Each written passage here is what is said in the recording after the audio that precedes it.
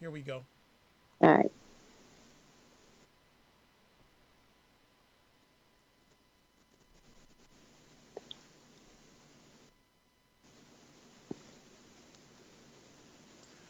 What is up, everybody? It's Dr. Vibe here, host and producer of the award winning Dr. Vibe show. As always, I'd like to say you're blessed, highly favored, a magnet for miracles, and a solution for someone's problem. Our apologies for the delayed start, a little bit of technical difficulties, but that's in the past. I am jacked. We have another new friend coming on the Dr. Vibe show today. Also realize that the Dr. Vibe show is the home of Epic Conversations, and I'm the host of Epic Conversations. And also realize that I'm a certified empowerment coach and president and CEO of Express Your Vibe Coaching and Communications. Well, who is this new friend? Well, I just reached out to her and she was just so energetic to respond to me. So I said, all right, let's make this happen. So it's Mhm. Marina Sbrochi. She holds a Bachelor of Arts in English Literature from the Ohio State University, as well as a Master's in Professional Counseling from Emberton University. She's a blogger for the HuffPost Divorce blog. Her articles have been copied and posted on over 60. That's 60, folks. 60 different platforms. That is out of control. That's just fantastic, and especially law firm websites throughout the United States. She is an IPPY award-winning author of "Stop Looking for a Husband, Find the Love of Your Life." We're not talking about that tonight, by the way. We're talking about her award-winning book, "Nasty Divorce: A Kid's Eye View." She also coaches divorced families to help them navigate through the new normal in a way that keeps nasty, and she puts capital nasty in capitals, from damaging their children and themselves. She is on Twitter at divorced w kids and was named on the top 10 divorce tips on Twitter. So welcome to our show, to our conversation, Marina Sbrochi. How are you? Hey, great. Thank you so much for having me. Well, the I pleasure like the is, vibe. yeah, the pleasure is mine. And we had a little technical challenges getting everything started, but we're good now. And I will just encourage, if anyone has any questions in real time, just type them in. We'll get Marina to ask them and have a lot of fun. Well, it's not a fun subject, but we're going to make it as fun as possible. So Marina, we love always with our new friends to have them share a little background about yourself. So what was life before the Ohio State University? So I grew up in Columbus, Ohio. I'm the oldest of three kids in a all Italian family, and I, had some difficulties growing up too. Some verbal abuse going on, and some other things that kind of led me as a small child. And I went to a school where I saw actually a lot of hypocrisy with adults. It was a religious school and the way they treated people. And so from a young age, I was very keen to notice um, discrepancies, so to speak, sort of when things flow, when I guess the vibe is right. And then when somebody comes in and, messes up the vibe with their presence, their words, and the things that they do. And so since then, I've always just had kind of a bleeding heart for, people that are wronged, or damaged in a way that shouldn't be, where it just, it doesn't have to be that way. So fast forward, so I go to Ohio State, which as it was known then, and then later somebody points out, well, it's, the Ohio State University. So the Ohio State University it is. And I really I enjoyed going there. It was a great school, and when your whole state likes the football team, that's works well that way. And anyways, had moved. I had always wanted to live in New York City, and I had ended up in a verbally abusive relationship in my 20s. Wow. Um, and yeah, that was that sucked. And Absolutely. then just wondering, like, oh my gosh, how did I get here? Why are people like that? Always in the back of my mind. So left that, moved to New York City, and where I met my husband, who was a completely a super nice guy, a really just a stand up, really really nice guy. Long story short, we worked across from the World Trade Center. So when that happened during September 11th, um, you know, his office moved to Dallas, mine moved to Midtown Manhattan, and so we decided, okay, I'll move to Dallas. and sort of followed, hence, the first book, that fairy tale path, like find this guy that's perfect on paper, let's get married and then let's have kids. And then I kind of realized into that maybe I probably wasn't, ready for any of that and was just sort of following along this path that I thought I should follow along. So got divorced. I had a 3-year-old and a 5-year-old, and really I went to a lot of counseling around it and just, oh, what am I doing? And how can we do, if it's going to go this way, how can we do it and not, mess up the kids as much as possible? So we had talked about having we're going to have two homes. This was before conscious uncoupling, but we're going to have two homes. We're going to have a mommy's house and a daddy's house. And you can come and go to mommy's house or daddy's house. Daddy can come to mommy's house. Mommy can come to daddy's house. We're just going to, split it up into two homes. Can we sell it to the kids like that? And the counselor was like, sure. Why would you paint it as a bad thing? You can paint it as whatever you want. And so, I'll say our children have been very happy. It's been 9 years now. He's remarried. I'm remarried. That they think, oh, we have four people that love us. So, he has they have a great stepmom, a great stepdad. It's really an ideal situation where they feel like they have more people, rather than painting it into the dysfunction. Just it is what it is. Why not make it, why not make it good? Why not make it great where we all get along? We can go to birthday parties together. We can be places where sometimes people are like, who's married to who? Because everybody gets along so well. Um, and, kind of during that is when I saw, other people get divorced and not that situation at all. And so went down from there. Sorry, no problem. And thank you for sharing some of your story. Before we move on a little bit further, it seemed that early in your life, social justice was of importance to you. Am I correct in hearing that? Oh, absolutely. I used to write letters to Amnesty International in the seventh grade, like just get on letter writing campaigns. We had our science teacher was from Iran, and she would tell us about living there and just the things that went on. And just, I just super got into that. And they did this Hands Across America thing when I was in the Yep. eighth grade. And I was like, we have to do that. I got our whole school to do that. That was just, I've been like a peace hippie, um, just kind of looking for that definitely ever since I was a kid. When you got married, what was what was the influences? Was that something that was part of your family heritage? There were a lot of married couples when you were getting married, and were you given any tips on how to have a successful marriage? Well, kind of no. Okay, no, I that's would say honest. I could say I probably didn't see, the marriages I liked were more fairy tale marriages, on TV. Say anything, Lloyd Dobler, that's kind of what I was looking for, and then couldn't seem to find that. And I was really, when I finally got married, I was 31 or 30, so it was Right. kind of getting older, Mm-hmm. and felt that like, okay, well, you know not necessarily good enough. Not that I didn't love him, but I guess I didn't know what love really was, to be honest, Right. and just kind of equated that to like a list on a piece of paper. Like, he's really nice. We never got enough. So it was the opposite of the abusive relationship I was in. Somebody that was super, very nice, very gentle, and successful. You can polite, good looking, just tick off the list Sure. was that. And then, probably also not realizing what I was able to handle as far as, emotional or deep relationships. I'd never had long relationships, in my life up to that, like just dated people for 6 to 9 months until something they did, bothered me. And then I left, maybe not realizing there was more to the story. And I was also a common denominator in that. Okay. Um, you know, When your husband and yourself, your first husband, knew that things were not going well and things were looking like you're going to get a divorce, were were the kids taken account that, or was it just basically we're gonna get away from each other? And did you think about the well-being of the kids, either one of you? yeah, I mean, absolutely. And I would say that I was the one that was felt more disenfranchised, and maybe Interesting. more along those lines of just we're two different people.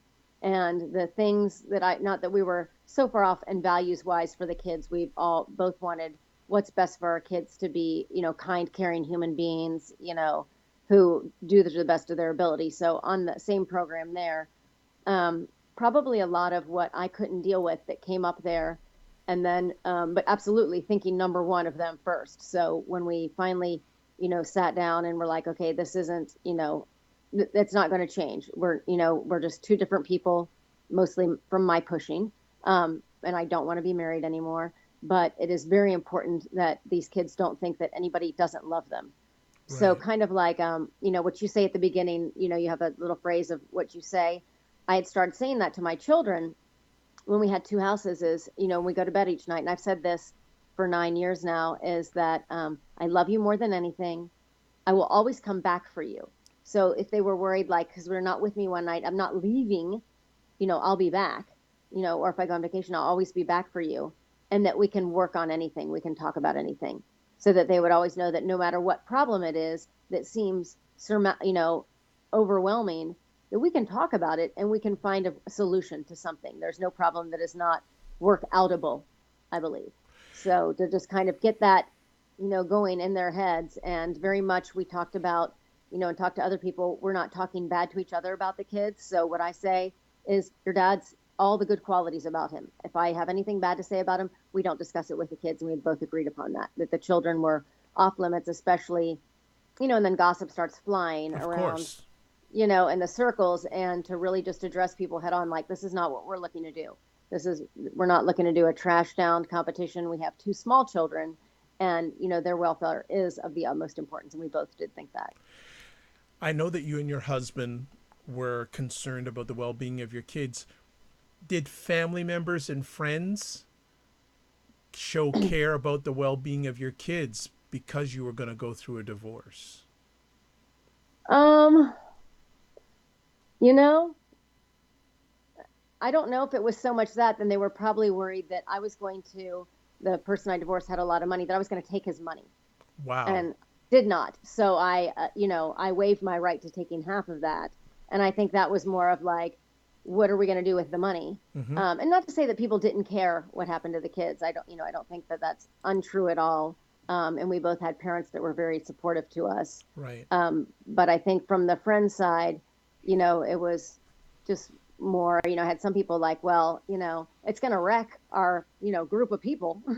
Sure. And okay. All right.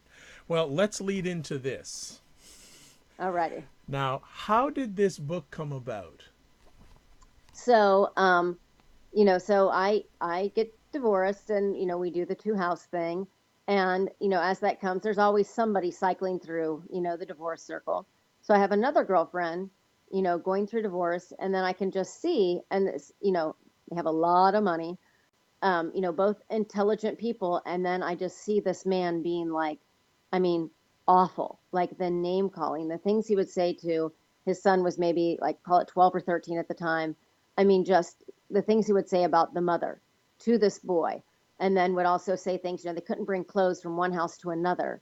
And she's like, what is he? You think I'm wearing his basketball shorts? They're his. Why can't he have clothes at one place? Or if it was the mother's turn to have the kid and they switched something and he needed $20 for school, the father would, I'm not giving you $20. That's and just sniffering about just little stuff.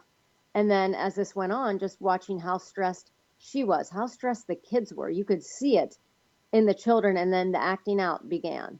And then let's just fast forward 6 years and then see, kid in rehab, like just all these things that go south. And it's 100% the way the man acted, how mean and vicious he was about his mother to that boy. And these are things that, like, children can't control. When you get divorced, that children are powerless. And when you bring your problems to them and then start complaining about another parent, which, they see as those two parents, you put them in an impossible situation, and they will act out because they don't know what to do with it. All right. Good. And So, what do you remember the day that you made the decision to say, I'm going to write this book? yeah, so I there was a couple more stories like that, and I'm just thinking, okay, well, what does it take to make behavior change? It's not that these people are uneducated or they don't know what is best, because I would argue that they probably do. But and then I started thinking about, okay, well, I've done 180s before.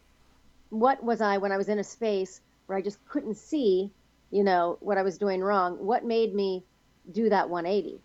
And it was always via somebody else with a similar behavior that I could see that I did, to watch it from the outside and be like, oh, whoa, I do that. That's not good. So I thought, well, and there's, if you just research it, there's a million clinical books by psychologists, people, with lots of degrees that will tell you this is bad. It leads to anxiety, depression, suicidal ideation, addiction, all these things. So we know the facts, but still no change. So I thought, well, maybe if we, like with this behavior change, if I just collected stories of people to say, from, hey, my mom calls my dad a loser all the time, and this is how it affects me 10 years later. If we could get real stories, maybe somebody might see in there, oh, wow, I didn't know that calling somebody who arguably you could say might be a loser because they're not paying for their kids, they don't see their kids, they make false promises, but by saying those words, what damage it does, and how doing something else can just make a difference in the way the children perceive that situation. And so I had, started to collect stories. And it was kind of hard, to get stories out of people. So I'd written a Sure. little, snippet, and the Huffington Post, or HuffPost now, put it up on their Facebook page. And that's when I suddenly start getting like just all these emails. I didn't know they'd put it up there. And then I'm like, oh, okay, I got like 8,000 likes, Wow. crazy shares, just, comments, galore, hundreds of comments of people either like, oh my gosh, yes, this happens, it's so damaging, or people really defending, like, awful comments like, yeah, my ex-wife is awful, I hope she dies, you know, Wow. really bad stuff. Oh, And then if you see the stories in the book, so I start talking to people and I'm just reading these and I'm like, oh my gosh, like, it's worse than I thought.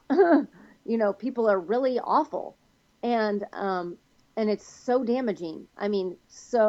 Years long damaging, not, like, oh, oops, let's think about that for 30 minutes and process it. No. yeah. It's Really bad. well, and I'm gonna parking lot just for a second. Why did you choose to write it from a kid's view instead of a lady's view?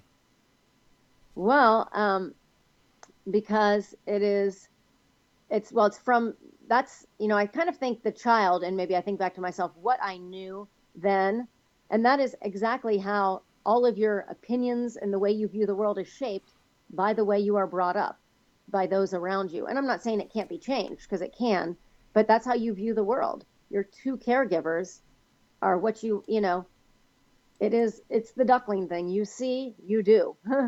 But kids also know when there's a discrepancy in that, and they're going to base their feelings on that. So I thought, well, if I get from that person's point of view, so tell me how you felt as a kid, is what I ask people to do. How did you feel about this as a kid, and what still affects you now?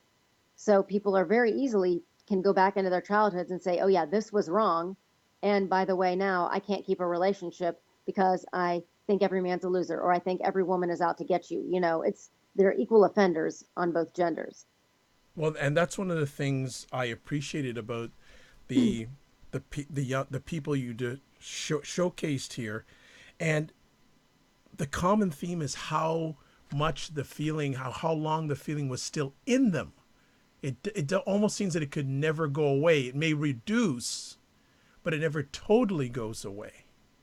Well, no, because it can be like a death in some situations. So there's one girl in there, both parents totally abusive. And she said, pretty much she thought the only reason why her parents got divorced, used them as totally as pawns to get revenge on each other. Like they were only there as pawns for revenge.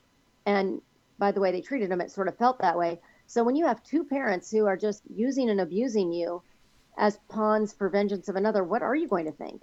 You know what I mean? You have to mourn that loss like you got ripped out of a childhood. Completely ripped off. You cannot get that back. And to not acknowledge that as a loss, because it is. It's a complete loss. It's your formative years where other people, you can see, and if see seemingly what other normal is, like, man, I really wish I had a dad that was here. I wish I had a mom that was here, or somebody that could be there for me. And to not have that, yeah, it's gonna leave a mark. You mentioned that it was a little bit of a challenge to get some of these people to share. What was the process that you went through or had to go through to get some of these people to share, in many cases, not great memories? Well, the ones that most of the stories were people that just reached out to me. I mean, were sending me like just blind a story of 3 pages. So that was when that's when the Huffington Post put the article out there. Before, it was just talking to people and getting, kind of pulling teeth. These people were dying to share their story. I mean, not afraid to just let it all out. That's what kind of pain and anger they've been going through and holding for years, that they've got this story bottled up. And I mean, I'm talking blind emailed me 3 pages of stuff. And then I would reach out and follow up with them. That's amazing. I Because a lot of times when you're writing a book, the most challenging part is creating content. You had the content pouring into you.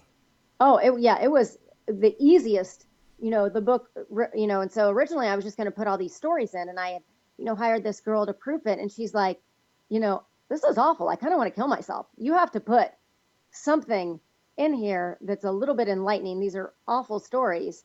Can you throw in some tips of how to do something better? So we incorporated, what to do, because there are other ways.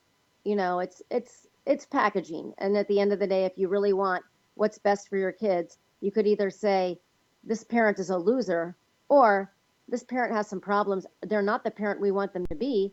And it's not you're condoning their actions, but you're having some empathy to it. Because I'm sure not everybody intends from a little baby, you don't plan to grow up and suck. Something has happened along the way that has made you, this way. Absolutely, absolutely. I do not disagree. I totally agree with you. We'll get to your insight on some of the tips as we go along. How long did it take you to write the book from your original conception till final printing? Over 3 years. And that was Wow. because it was inaction. So it was just, I had some stories, and then I'm writing it. I'm writing it. And I wasn't getting the stories. And then finally, I get all the stories. And then from then, so I'd say like a couple weeks to just get the stories from the people, put it in a way. At one point I was just trying to use their words. And then, some people I copied their words as is, some I kind of rewritten through interviews. And then some time to just work on those tips. And then it got done really quick. But it was, a lot of me talking like, I have this book. I have this book. And then it was just, I wasn't getting the content. And then finally, I have this book. Nice. Were there Did you have to do a lot of follow-ups? Because you mentioned some Um, so that yeah, so with everybody that contributed to it, so I followed up with everybody to let them know, okay, hey, can I send you a copy? And it's finally out. And a lot of them, one girl who's in there who had where the mother lied about who her dad was the entire time. She's like, can I have a copy for him too? And yeah. wow. How did it feel when you held the first copy in your hand?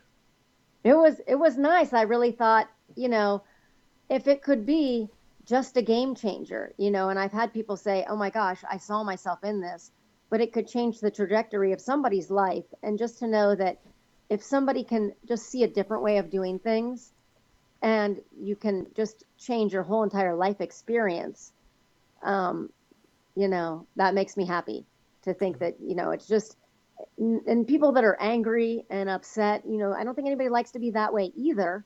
They just don't know how to get out of it.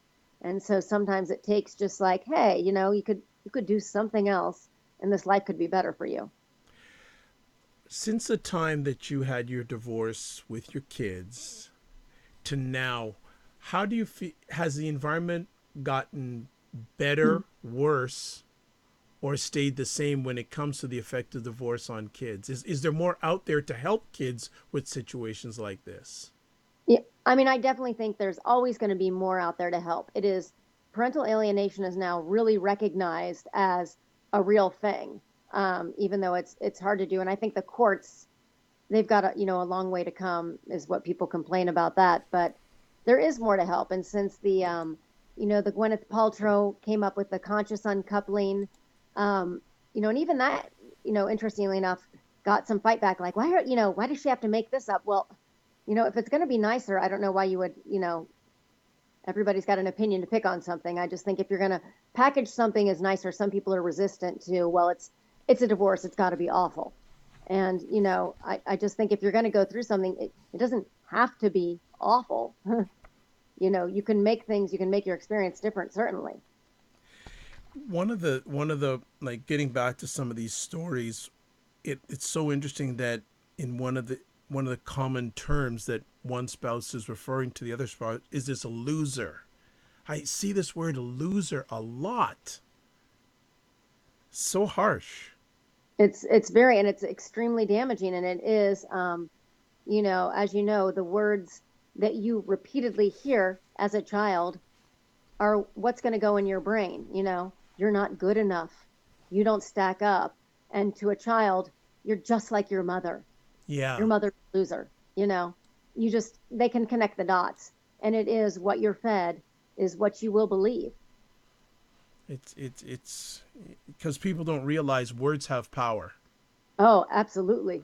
And especially when Absolutely. you're a young child or growing up, they even have more power. Mm-hmm. And then when a couple gets married and they have kids, the image of parents is with them, and a lot of times they will replicate. Absolutely. And that's how these cycles get passed down and how people continue why we have such a problem with abuse and domestic violence in this country is, you see it and then you wonder, well, how do people see it? And then just say, oh, I don't want to do that, but do it again because you can't help it. When you grow up in an angry household, what becomes in you either repress it because you don't like that anger, but it's in there and it will come out.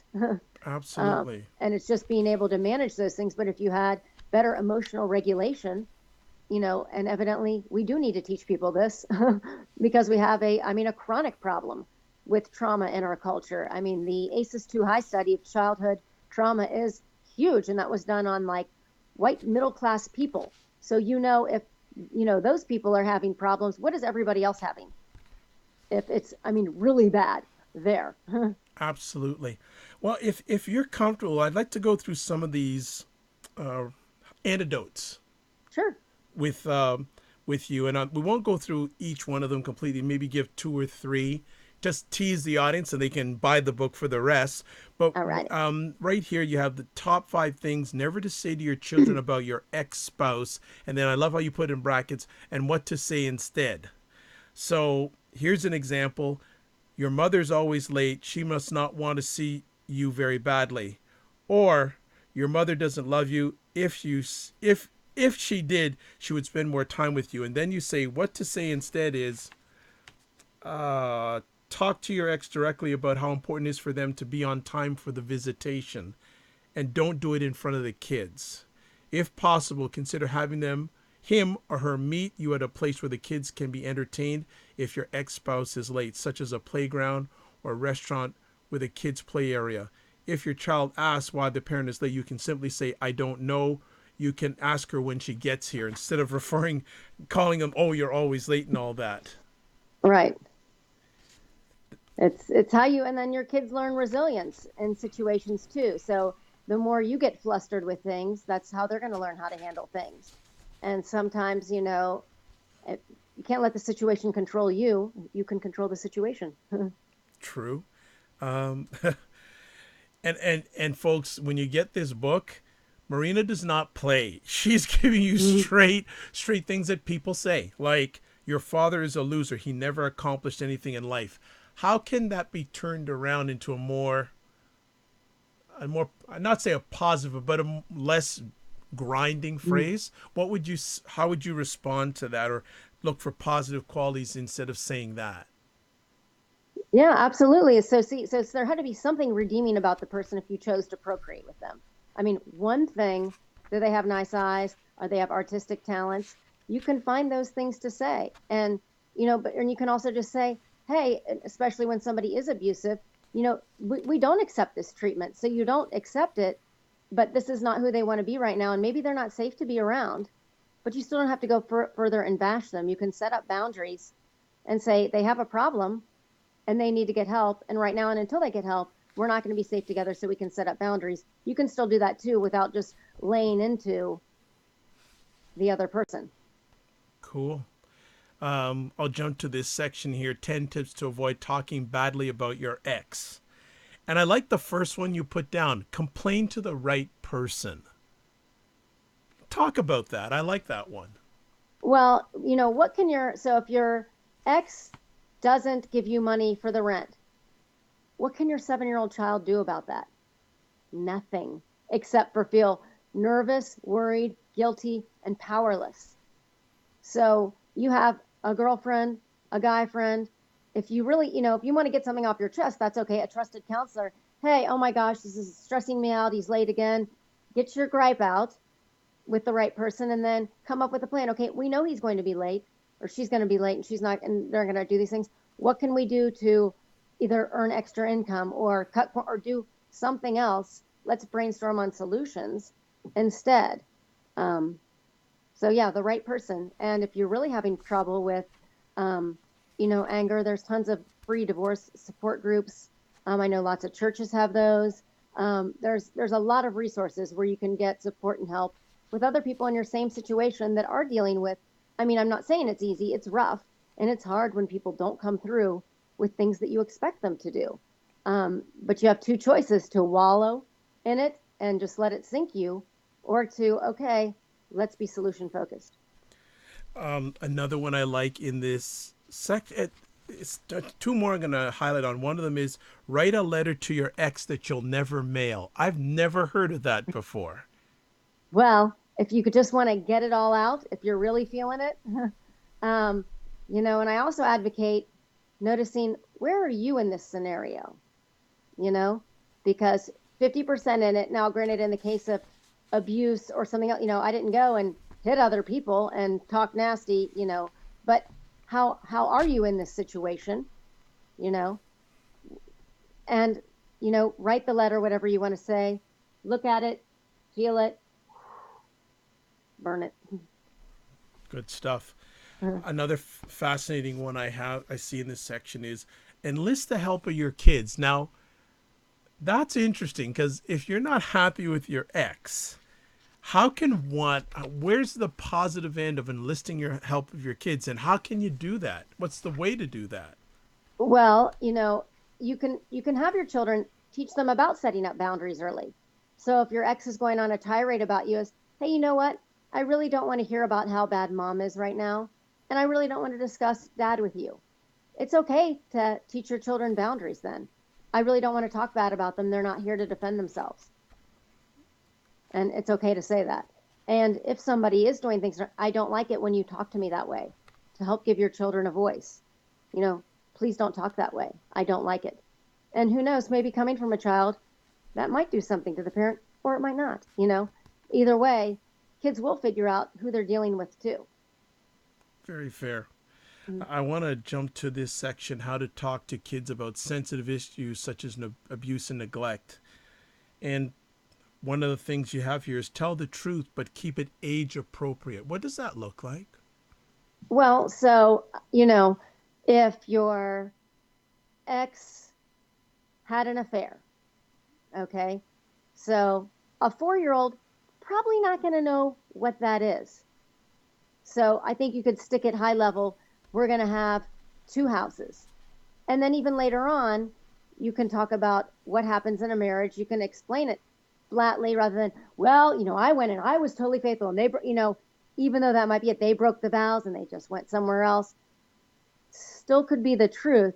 But when you're coming from a point of vengeance, or I need to make that other person look bad because they hurt me, and you are hurt, and it probably did wreck what was going on, but just the further of bleeding that onto your kids is not helpful to them.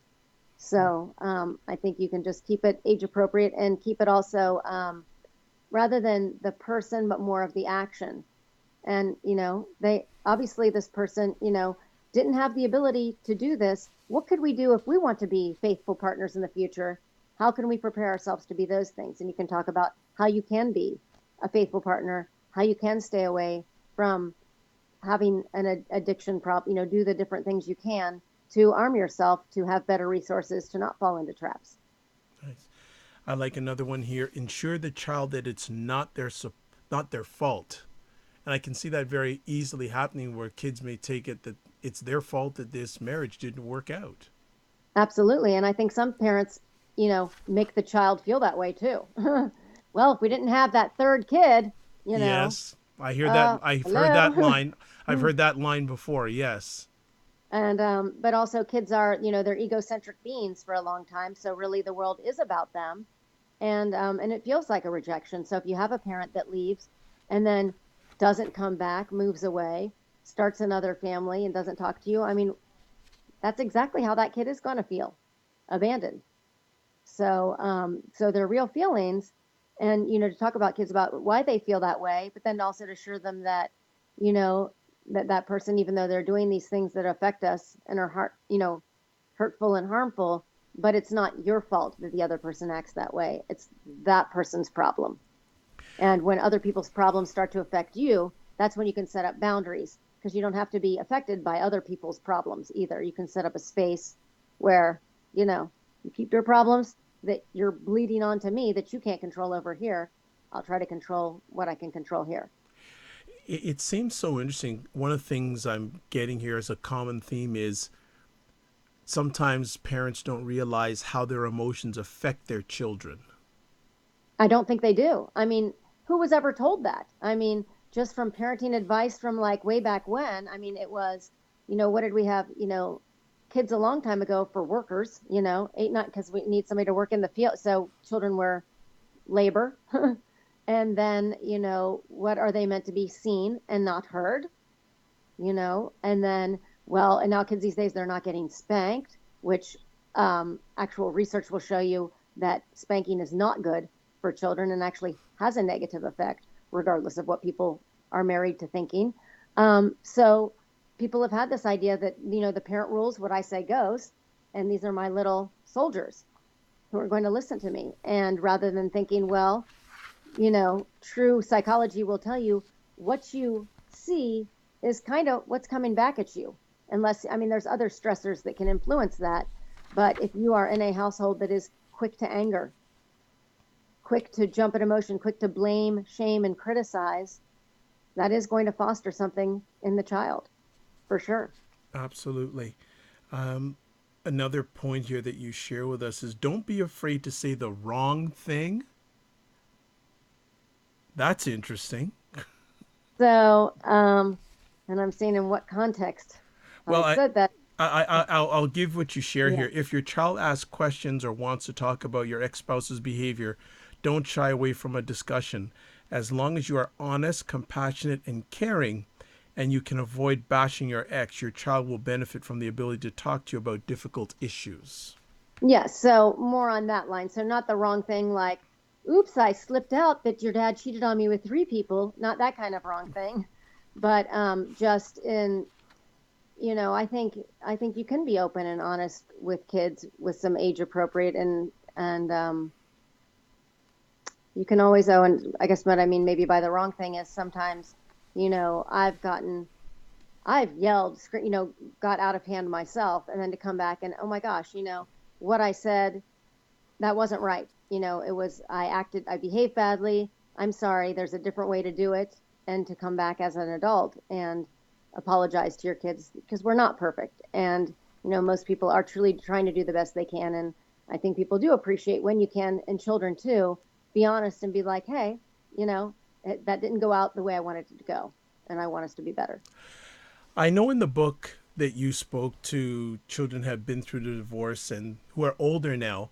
Do you get the opportunity to talk to children that are in their teenage or young years who are enduring a divorce of their parents? Do you get a chance to do that at all?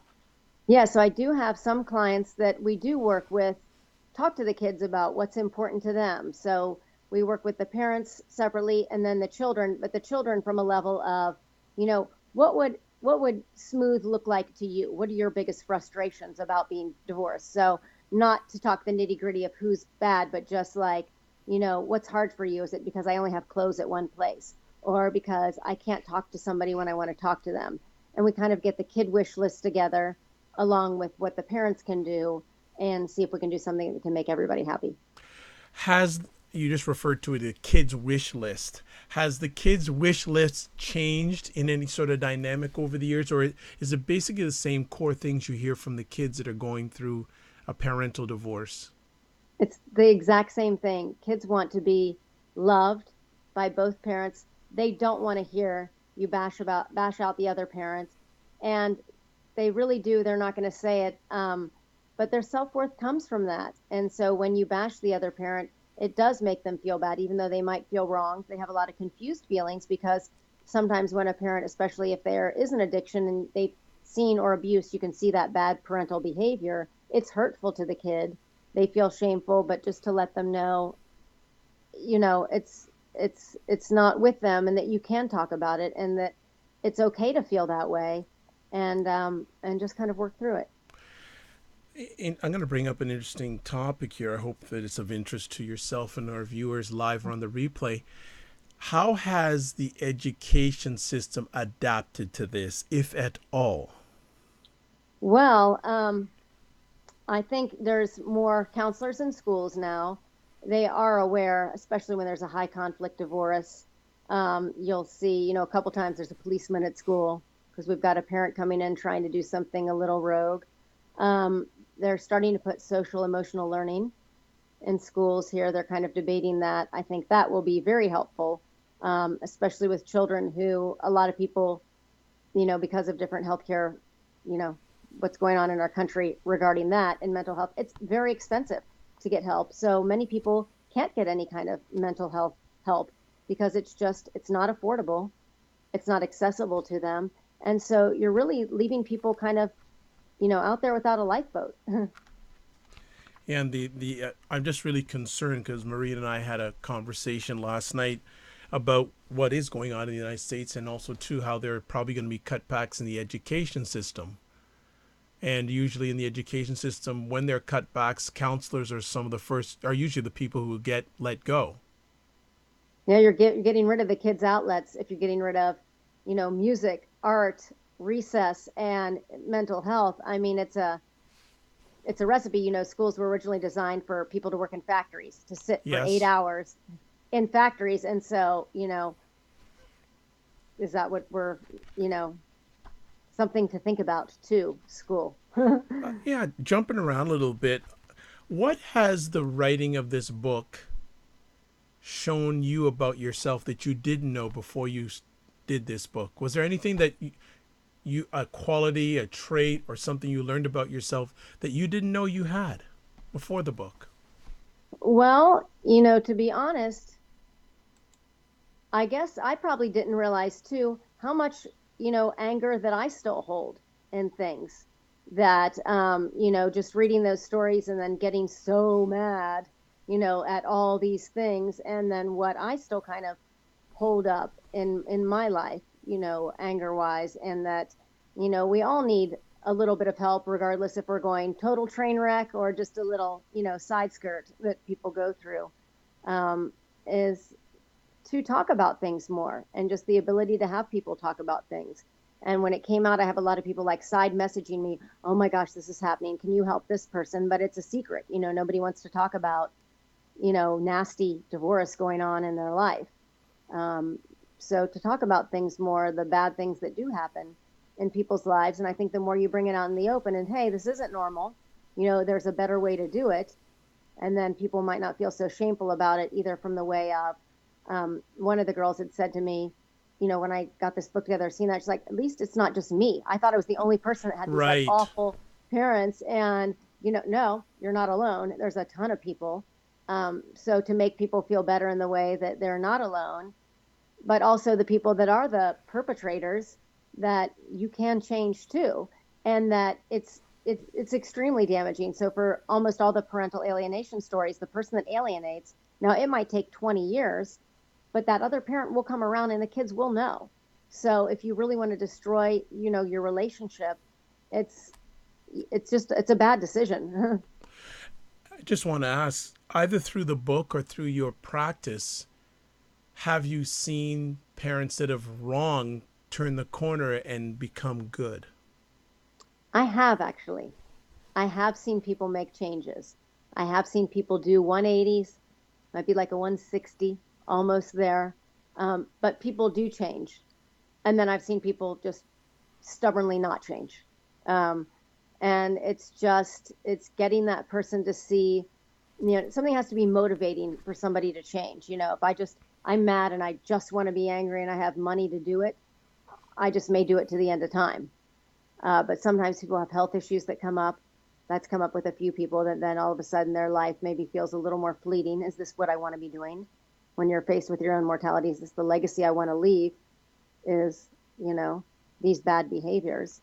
And it does spur them to change. And, it takes a lot to change too when you've been that, stuck in something for a long time and that works for you. People, choose, or don't choose, they end up with addictions, they end up with anger management problems because that's what's working. They don't have any other solution for their problems besides to self medicate or to extend outward to others.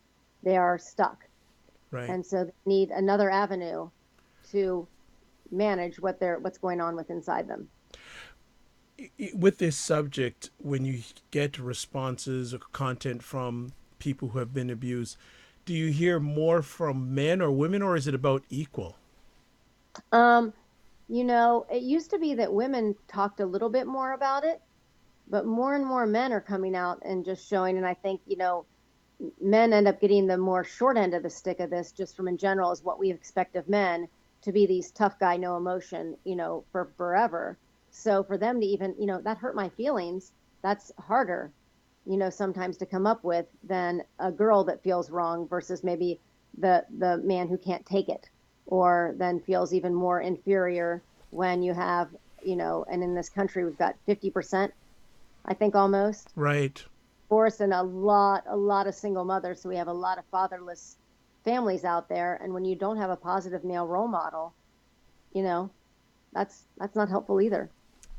That's a good point that you make. Can you expound a bit, like when children go through a nasty divorce and it's not the greatest of father figures? What are some of the possible impacts, short term and long term? I know some of them are highlighted in your book, and maybe you've heard other. But could you give some input on that, because it's a very important subject, and myself being black, we hear a lot about it within the black or African American or African Canadian community, but it's also prevalent in other communities as well. Yes, and I mean, it's, fathers are very vital as a role in a family. And so when you're missing that element, so a child is missing one extra parent, you're also missing that figure that is, for a young man, somebody that they're going to emulate. And so if they have somebody that they perceive as a loser, that's in jail, that's drug addicted, that's something that seems less than, then they feel that's a reflection on themselves, or that somebody leaves them. Well, I guess I wasn't good enough for this person. And then, or this person just couldn't get it together for me. So it's, a lot of damage goes on, and then not having that. And then you go to school and everybody else has their dad there and yours isn't, that the kid feels that every time it happens. Um, and same thing, and there's, what you can do is, if you have another positive male in your life, a brother, another family friend, a grandparent, um, to help build that relationship, to help bring a positive male role model around, because you do want to show that. And if a child is just seeing a man that abuses women, that hits women, that talks down to women, that's what he's going to want to do. And so if you can show him a better role model of a man who doesn't do that, because there are many men that don't, show them that role model of the guy who is honest, integritous, hardworking, cares for, does all these things, then you're going to help foster that down the line too. And, sometimes you can use the, what do I not want to be? And I guess I Right. saw that a lot of the people that were, you know, did the things like, I don't want to be like that. I don't want to be the person that comes into a room and just kills the vibe with my presence. Suck the oxygen out of the room. Yeah. Excellent. I also like how you've included in the book getting some perspective from psychologists and from lawyers. So yeah, they see all the different sides of it too. Absolutely. How do you feel the legal profession is addressing the whole aspect of the kids when they're going through a divorce? Because I remember a number of years ago, I had a gentleman on the program who was going through a divorce and was fighting for his kids. And Yeah. and he said that it's such an uphill battle because he felt that the courts favor the mother in situations like that? Any Absolutely. comments? Yes, and people use that because I can just, and this is a couple that I know was doing the same thing, like just call the police. He's doing something. File bogus police reports. Get ahead of them on they're doing something dangerous. I mean, it's crazy what they do, and then the court, is locked to what they're locked to, and yes, extremely unfair. And then depending on money wise, what state you're in, which way it goes, but yeah, not set up for the children at all. And then some lawyers are just greedy and they're like, yeah, go ahead and make that motion. We'll get them.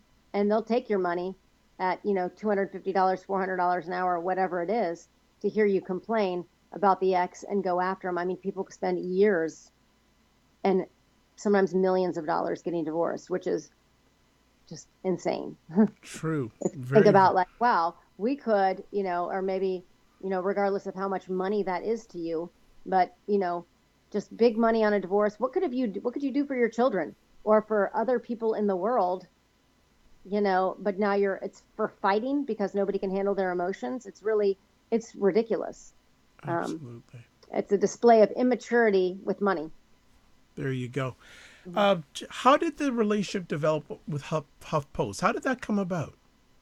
So I was writing for Gal Time, this another online publication, and I did something about dating after divorce. And so they picked it up, put it on their site, and then asked if I would blog for them. So then that came around and got heavy into that divorce space, and even just, and so mine are all positive things, and really just, maybe flippantly in some of them, it's, they might sound like, get over it and get positive. And so I think a lot of people were, they want to be mad. They've been wronged. They want to be hurt. And, it's okay to feel those feelings, but just if you can do it in a way without hurting others, your hurt doesn't have to hurt other people. True. Very, very, very true. I think it's always an interesting balancing act when a couple's going through a divorce and separation and another potential partner enters into the mix, and how to handle it, how to deal with that with the kids. Or do you have any suggestions when someone else will be coming in that person's life, how to approach your kids on that? Yes. So I'll do the worst case scenario. Sure. You're, the person has been cheating on you and then marries the person they cheated on with. So you're now have to Yes. see this, and that's what you think. Okay, I give you the biggest kudos for going over that one, because at the end of the day, you're not stopping that train. They just got married. It's going on. But who is going to be in their presence is your children. And I guess if I'm really thinking about the kids, I think about it this way. What thoughts do I want in that person's head while they have my children in their presence? So if they hate me because I'm spitting venom at them, how are they going to treat my kids? I guarantee you, not nice. So I want, I guess just from a higher level of, okay, do I want this other person? And my children do have a stepmother who's really nice. I could be mad that she does all these things for my kids and she does, or I could be like, wow, they're so lucky. I don't have to worry when they go over there. I don't think about, are they being abused or hurt? Yeah. You know, she's doing something really nice with them. I don't also worry about them loving me more than her. Um, because it just doesn't work that way. That's not how love goes. It's not what people can do. You are the parents. You've already got the number one spot. Um, and what's wrong with more people loving your child? That's what I think. Good They're not going to perspective. die from too much love. And as insurance for later, going into the teenage years, I guess I kind of think, well, what if they can't come to me? And what if they do come to this person and they've got a drug or alcohol or some problem? I want them to help my child, you know? And, but then let's say you have a person who's not right. So maybe your ex makes a poor choice the other way, and this person's, they are drinking all the time. And you're like, oh my gosh, I don't want my kids driving in a car with somebody who's drunk. Okay, that's fair. So you can do things about that and stand up when it becomes a danger to your child. So then you can step in and say, hey, you know what? I can call the police on this. That's not safe if this person has an alcohol or drug or they're abusing my child. So again, you can impose boundaries, but really it's more our ego is hurt, rightfully so, when they, marry somebody else. You don't have to be best friends with her and, have lunch. but you can be kind, Yeah. you know, and, you can keep it short. That's okay. When you started writing this, you had a vision. I'm sure you did have vision. Has at least some of that vision been attained with the publication of this book? Well, my vision was that every divorce lawyer has this in their office just as an option, really, to see, with a lot of things in life, if you just knew, for me, what's the worst case scenario of this? Well, I could change behavior now. I like to know these things ahead of time, to know what I don't know. Please tell me. I don't know everything. And if you see a train coming and I can avoid that, yes, I want to know. I really do. And then it kills me. It keeps me up at night just seeing just little children hurt, because Yeah. then they turn into big people that are hurt, and big people that are hurt sometimes act out in bad ways with guns, Yeah. It's true. or other things. Yeah. Hurt. So Yeah. long range, or they kill their own self, and none of that needs to go on. It really doesn't. So I just, it's the high road's hard, but it's so much nicer. And there's a lot of things that also go on in your body when you're angry and stressed and you have that nasty divorce. You might die 20 years sooner of cardiac arrest. So you're not even going to get those kids you're trying to keep from your ex. Think big picture. Yeah. I'll just add on to that. Mhm. Hurting people hurt people.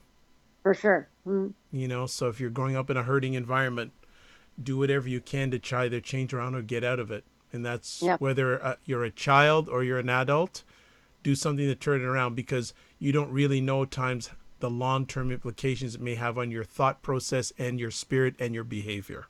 for sure. Emotional contagion is real. Absolutely.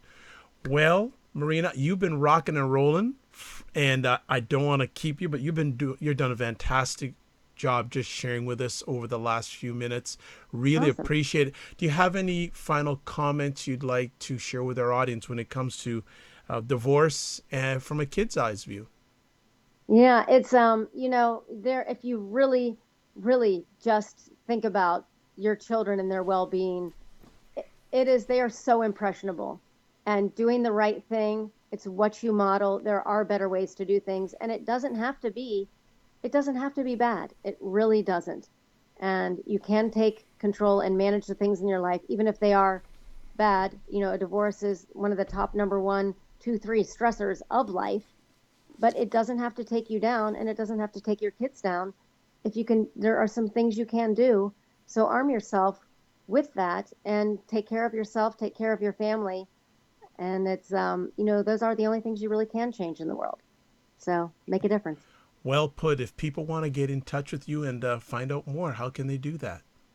So they can get me at nastydivorce@kidseyeView.com. And I'm also at anotherwaytherapy.com as well.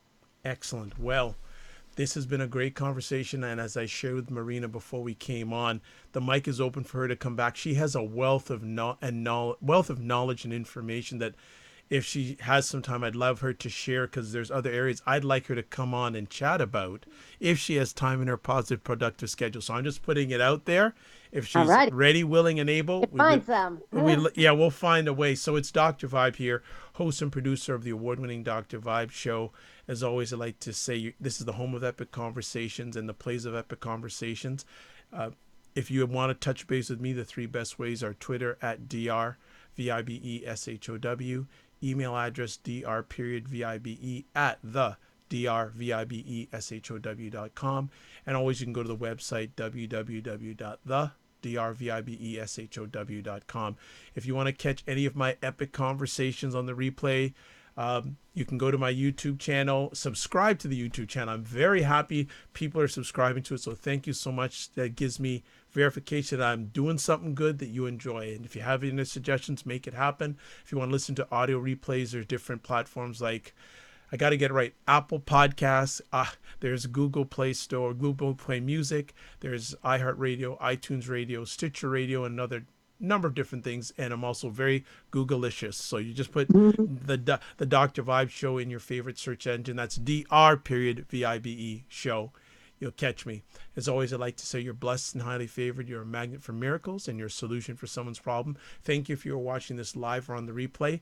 And remember, sometimes you have to get smaller to get stronger.